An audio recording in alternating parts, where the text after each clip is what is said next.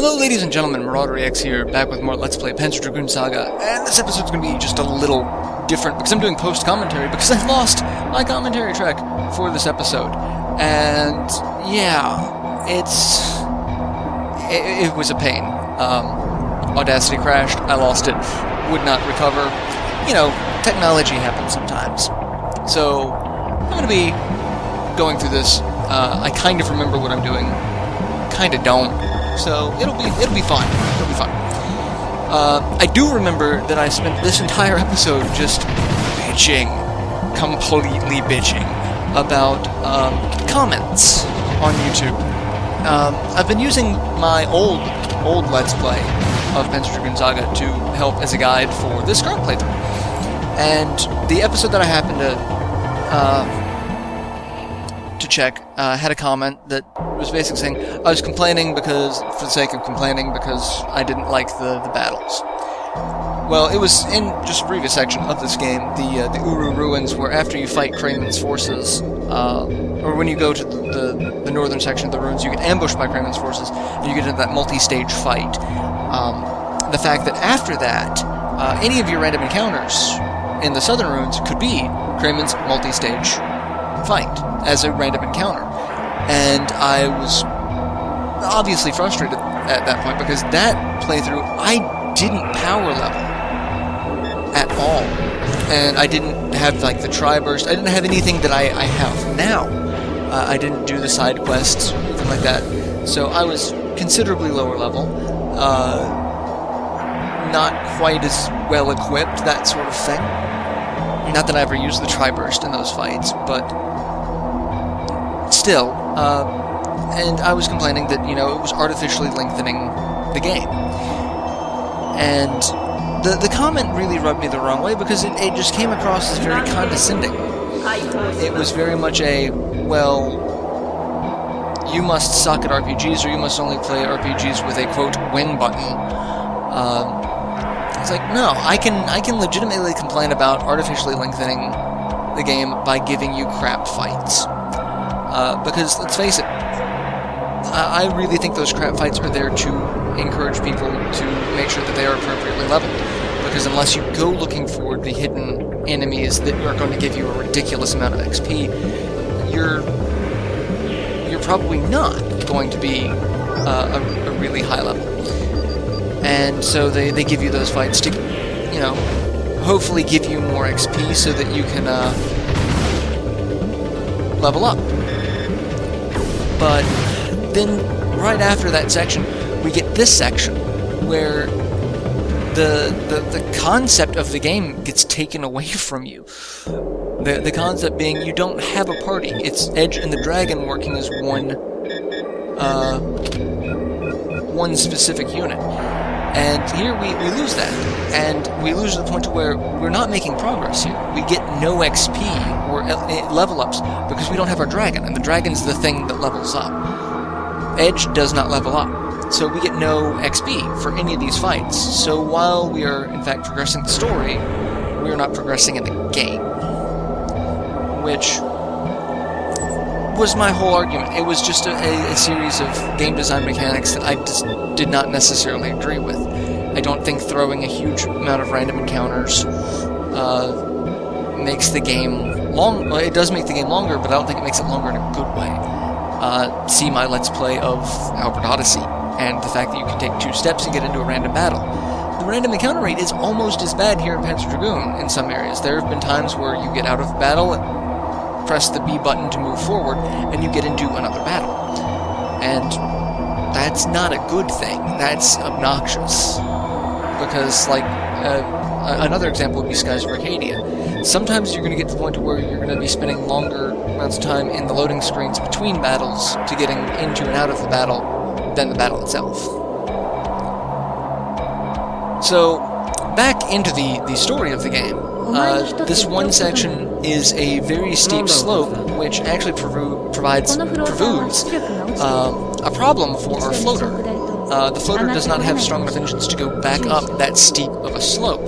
So we have one-way pathways that once you go down, you can't get back up. Which is entertaining because the girl seemed to have known that and just neglected to tell us because we didn't ask. And Edge's response is, I'll ask you before I do anything, because it seems like he's frustrated about being left out of the loop. Now, keeping on my topic of design choices, like these one-way sections, this type of thing is in a lot of RPGs where it's a one-way section.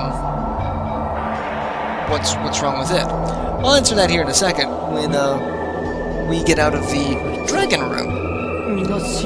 So here we find a room full of dragon-esque bioweapons, and we find out from the girl that they are failed experiments. This structure was trying to create dragons, since dragons are the pinnacle of bioweapons, it seems. And they're the ones that didn't succeed. But it also makes sense why there's so many creatures, like mutant creatures, running around this place, because it was a genetics lab for creating bioweapons. Whatever apocalyptic event, brought this world to kind of a screeching halt. There were probably some remnants of the bioweapons that survived in this facility, obviously, that, dealing with other experiments that were, abandoned, and you get, crossbreeding, and to quote Malcolm from Jurassic Park, life finds a way. So, you get a lot of interesting creatures here. And with that, we drain the water from the pool that was behind us, which our floater can apparently go over water, so we are a step above the hoverboards in Back to the Future. I was looking around hoping to get some sort of extra description on the dragon bioweapons, but apparently no. And now that the water has drained, we drop down to the next floor, and we have another one of the little spinner things behind us. So we'll actually be using that to fill water in other sections so that we can get to other sections of the map that we previously didn't have access to. Also, the girl has no concept of being in pain or hurt, so there's no injury. So the more we talk to her here, the more it seems like she herself might actually be a bioweapon.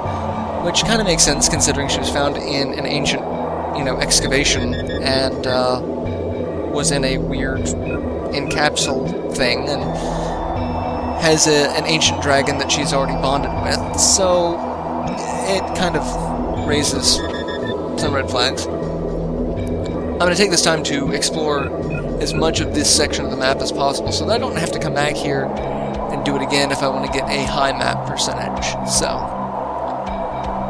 But, going back to the game design conversation, one-way directions in RPGs, it to me tries to encourage exploration, which is a good thing. There are better ways to do it, but at the time, you didn't have people coming up with those innovations. Like Skies of Arcadia, you want to find the discoveries list. And so really the only way to do that is to just wander around and hope that you can find your compass spazzing out to find a discovery. Or it's like, oh, that rock looks like it might have something to do with... And that was an interesting way to foster the desire for exploration. Nowadays, I would be a little more... I would have a little more gripe about a one-way direction in a dungeon as a means of exploration rather than another legitimate means of wanting to explore. But I bitched and moaned about that, about the battle system, and someone was upset about me being upset about the battle system. And mostly for the record, I was just upset about the I win button in terms of RPGs, because I've really never played an RPG that could be considered an I win button. Everything requires at least a little bit of, tactical thought in terms of at least just not screwing up your resources for boss fights. So that's just my take on it personally, but then you have, you know, the ridiculous amount of fights that are meant to try to level you up, and then you have this section where you lose the dragon, so you're not gaining XP, so it seems like kind of a wash, really. Like, if I had not power leveled through this section, I would actually be very, very under-leveled for where I'm at now, and I would get through this section, and I wouldn't have actually progressed. I would have gone through, you know, this much of the game without any sort of advancement whatsoever. So, yeah, that's what it is. So we go down another one-way section and move to another floor. This place is not quite a maze, but I can see being, if it's your first time going through here, you would be a little disoriented, so to say. So, anyway, so we've reached this underground dome where we actually have a map glyph next to us that we can see after our cutscene, and what looks like something hanging from the ceiling. Probably a very ominous thing that I really just don't want to deal with. I don't believe we will be dealing with it this episode, so that's a good thing. So, but yeah, it's the nature of YouTube, is that, you know, like I said, a snapshot, someone's going to see just this one piece and base everything off that, rather than taking the time to say, okay, what else has this guy played? Is this a legitimate criticism, or is he just upset at this particular moment in the game? Which, you know, to be fair, is going to be a little bit of both. Like, the first time I played it, and Let's Played it, I had nothing against the random battles and the frequency of the random battles. So, I don't know what I'm doing here, why I paused for so long, but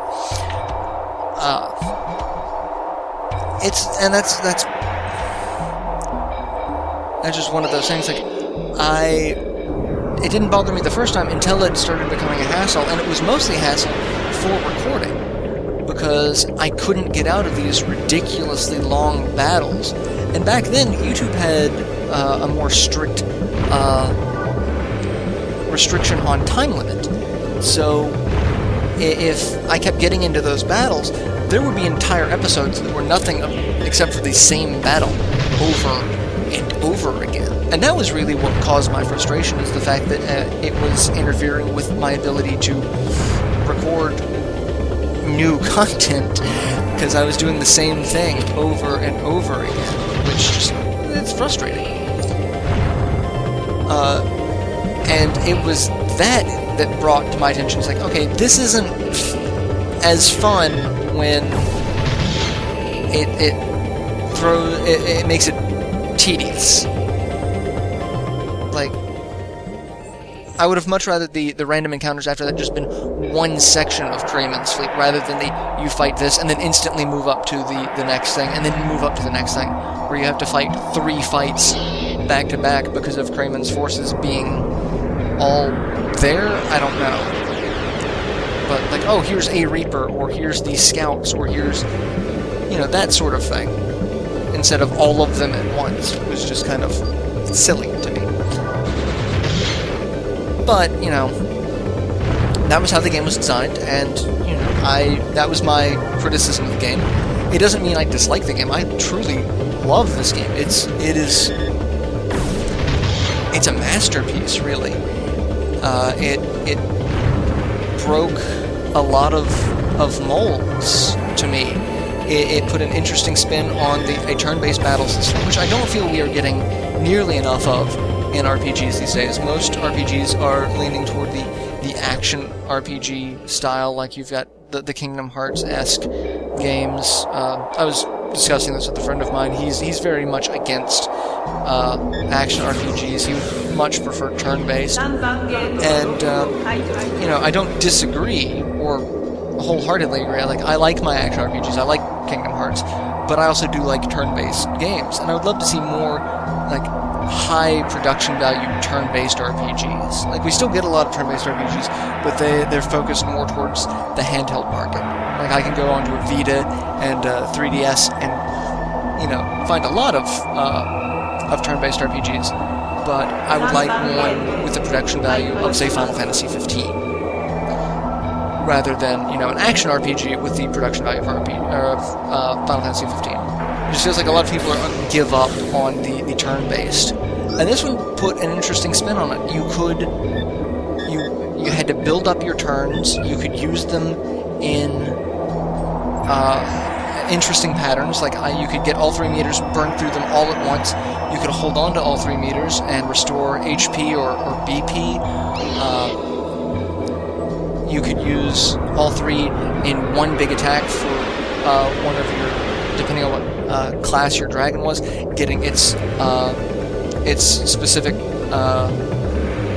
full gauge ability. Or you could use 2 at a time for berserks, or it gave you the ability to either spam your turns very quickly the second you got 1 meter, or build them up for a combination of attacks. And then you had positioning, which was really unique, like the ability of flanking enemies. It's something that doesn't really happen in games other than like tactical RPGs.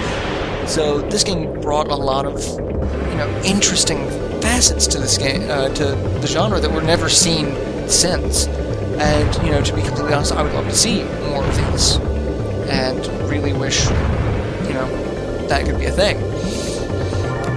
But while I love this game and I praise this game for the things it did right, it doesn't mean that it didn't do something wrong either.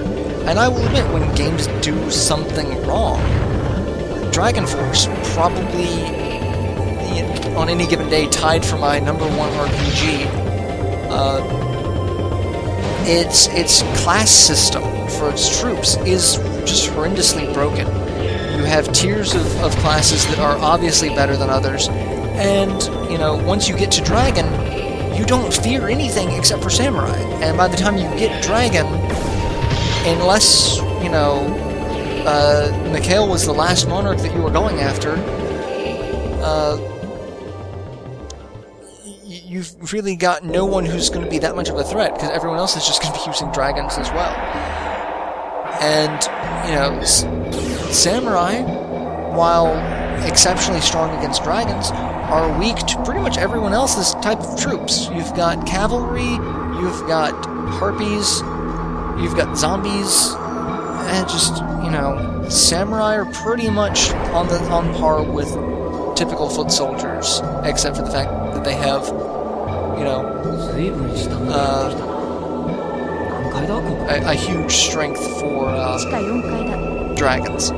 So, like, I will point out that, you know, as a design choice, that's kind of terrible. But it doesn't mean I don't love the game any less. It just, I can see a game, I can see its flaws, I don't pretend that the flaws aren't there.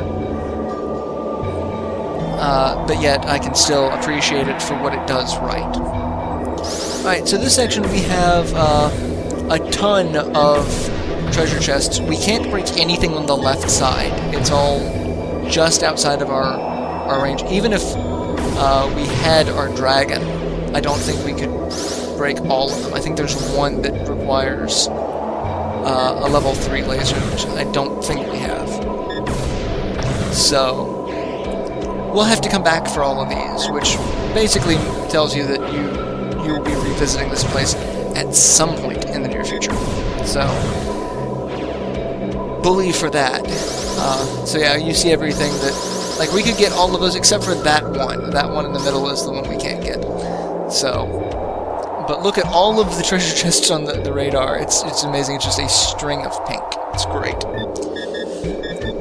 But yeah, my main takeaway for this is you can appreciate a game But if you can't take it when someone criticizes it, then there's a small problem. Like, just take a step back and realize you can criticize a game, but not dislike it. You can criticize anything, but not dislike it.